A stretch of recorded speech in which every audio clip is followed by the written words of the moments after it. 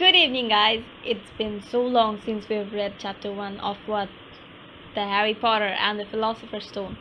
So, today we're going to be reading chapter 2 from Harry Potter and the Philosopher's Stone. Let's get started.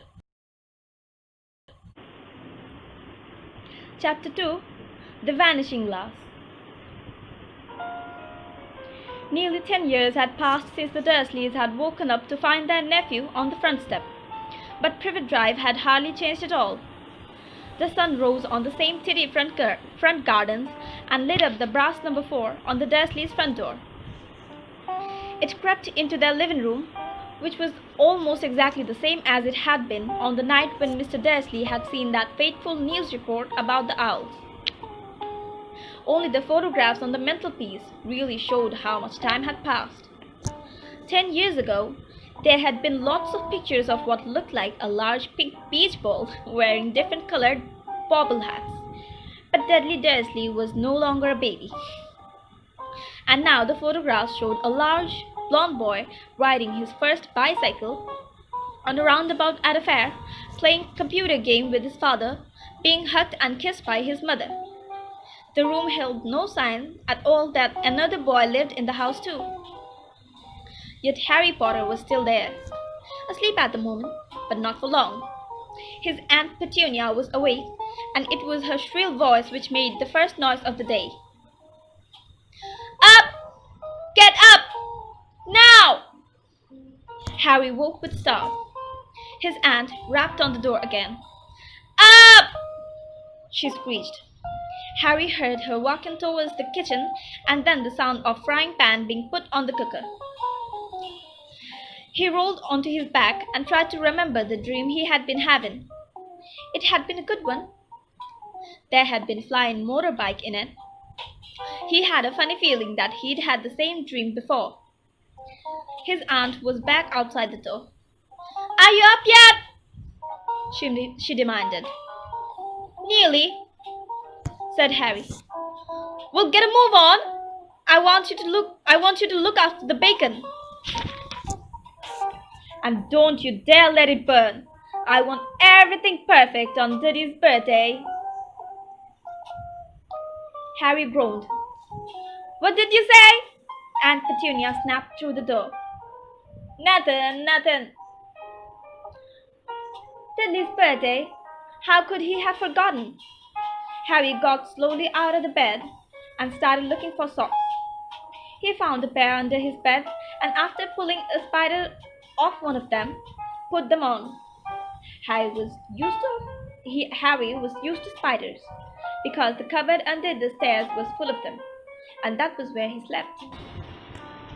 When he was dressed, he went down the hall into the kitchen. The table was almost hidden beneath all Dudley's birthday presents. It looked as though Dudley had got the new computer he wanted, not to mention the second television and the racing bike. Exactly why Dudley wanted a racing bike was a mystery to Harry, as Dudley was very fat and hated exercise, unless, of course, it involved punching somebody. Dudley's favorite punching bag was Harry, but he couldn't often catch him. Harry didn't look it, but he was very fast.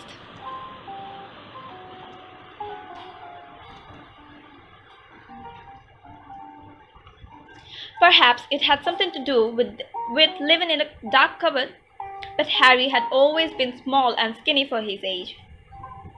He looked even smaller and skinnier than he really was, because all he had to wear were old clothes of Dudley's, and Dudley was about 4 times bigger than he was.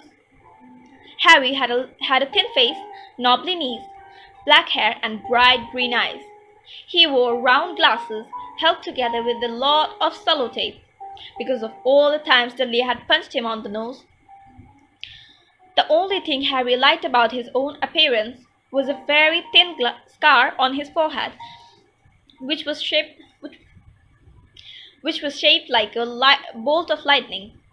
He had had it as long as he could remember, and first question he could ever remember asking his Aunt Petunia was how he had got it. In the car crash when your parents died, she said. And don't ask questions! Don't ask questions. That was the first rule of that was the first rule for a quiet life with the Dursleys. Uncle Vernon entered the kitchen as Harry was turning over the bacon. Comb your hair, he barked, by the way of a morning greeting. About once a week, Uncle Vernon looked over the top of his newspaper and shouted that Harry needed a haircut. Harry must have had haircuts. Harry must have had more haircuts than the rest of the boys in his class put together. But it made no difference. His hair simply grew.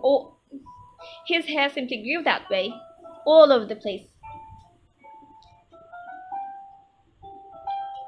Harry was frying eggs by the time Dudley arrived in the kitchen with his mother. Dudley looked a lot like Uncle Vernon. He had a large pink face, not much neck, small watery blue eyes, and thick blonde hair that lay smoothly on his thick fat head. Aunt Petunia often said that Dudley looked like a baby angel. Harry often said that Dudley looked like a pig in a wig. Harry put the plates of egg and bacon on the table, which was difficult as there wasn't much room. Dudley, meanwhile, was counting his presents. His face fell. 36, he said, looking up at his mother and father. That's 2 less than last year. Darling, you haven't counted Auntie Mart's present. See, it's here under this bag from one...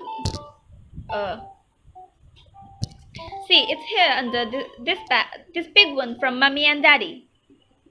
All right, 37 then, said Dudley, going red in the face.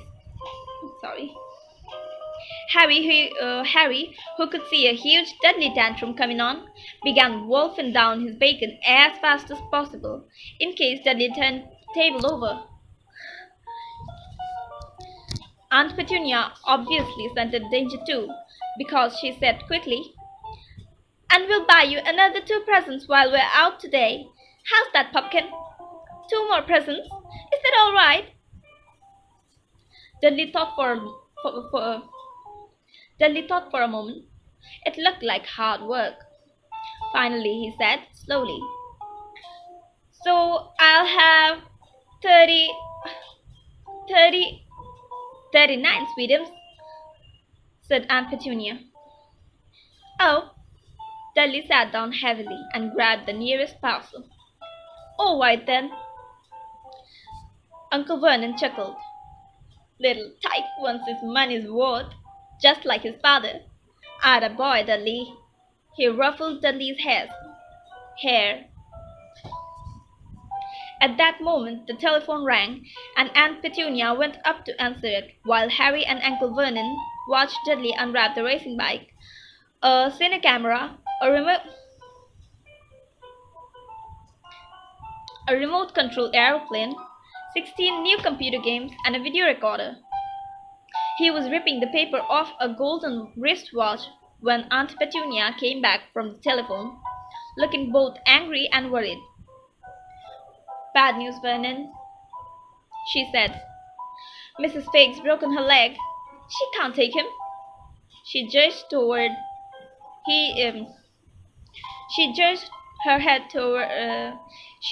her head in Harry's direction.